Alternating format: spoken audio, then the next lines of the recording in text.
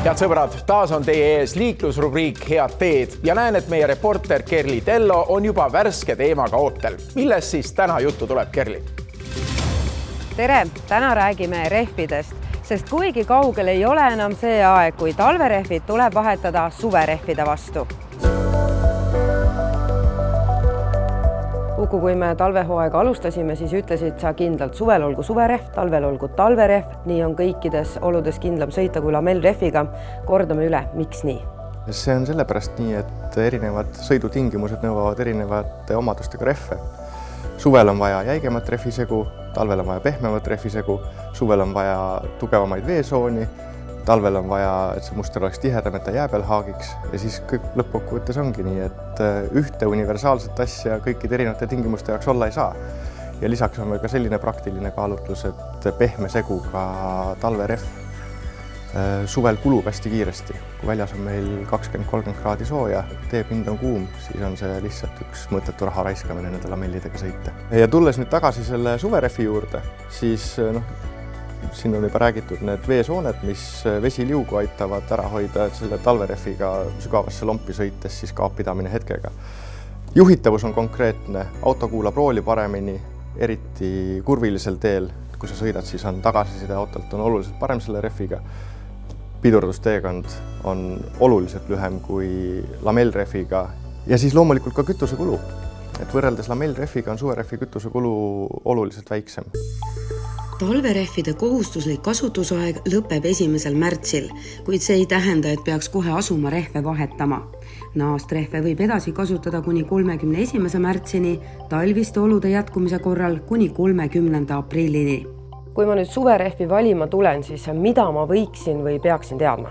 Esiteks, mina soovitaksin vahetada rehve vähemalt iga 5 aasta tagant, sõltumata sellest, kui sügav on selle muster või kui palju see on kulunud, sest lihtsalt ajaga rehvimaterjali elastsus kaob ja selle võrra väheneb ka pidamine.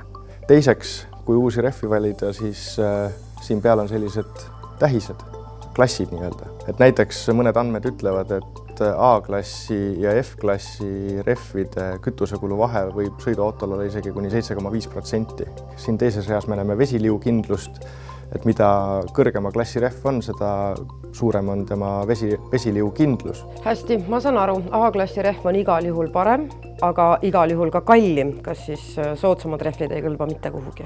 See on valikute küsimus ja sõltub sellest, millised on sõiduharjumused, sõidutingimused, milline on kasutus. Kui on palju äärmuslikke tingimusi, äärmuslikke olusid, suured kiirused, suured koormad, siis on selge see, et kallim rehv on parem. Aga kui oled rahuliku sõidustiiliga, sõidad pigem vähe, siis ja vaatad ette nii-öelda liiklusolusid, siis ei ole tegelikult väga suurt vahet, et lõppkokkuvõttes sõidab ikkagi see tihend istme ja rooli vahel ja sõidab mõistus. Et ka kõige parem rehv ei aita füüsika vastu. Rehvide valik, õige paigaldus ja rehvi rõhk on turvalisuse seisukohast väga olulised. Keskmine sõiduauto puudutab rehvide kaudu maad vaid umbes 40 ruutsentimeetri ulatuses. Ühtviisi halb on nii üle kui alarõhk. Kui rehvi rõhk on näiteks 80% soovitatud rõhust, väheneb ka rehvi eluiga 20% võrra.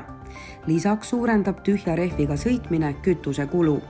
Kui rehvi rõhk on aga liialt kõrge, väheneb sõiduki kokkupuutepind maapinnaga. See omakorda mõjutab auto juhitavust ning pikendab oluliselt pidurdusteekonda.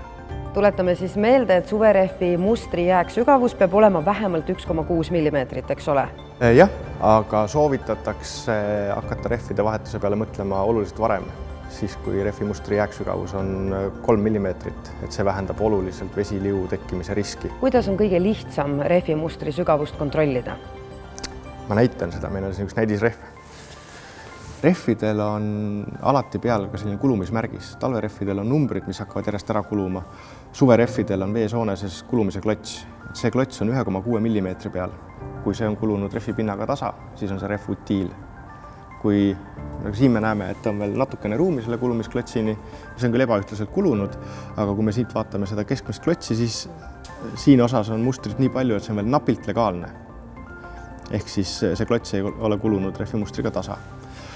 Aga siin on veel teine number, on dot-number. Ja kui me vaatame seda dot-numbrit, see näitab, et see on toodetud 2008. aastal. See on tänaseks 12 aastat vana rehv, mis tähendab seda, et isegi kui mustri mõttes on ta veel napilt legaalne, siis ei ole sellise allapanemine kindlasti hea mõte.